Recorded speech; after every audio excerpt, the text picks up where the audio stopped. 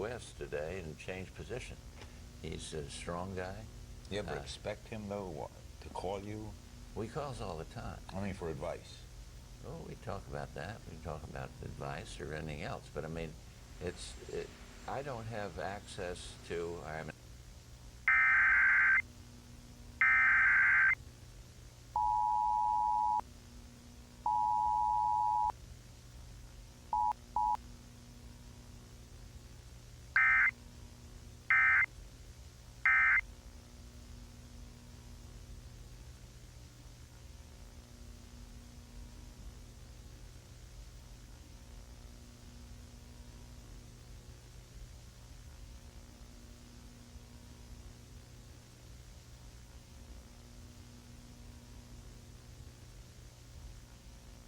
About it. Well, I think anytime you're engaged in something that's difficult, you're going to have divisions, and some want to handle it one way or some another. But there's only one president.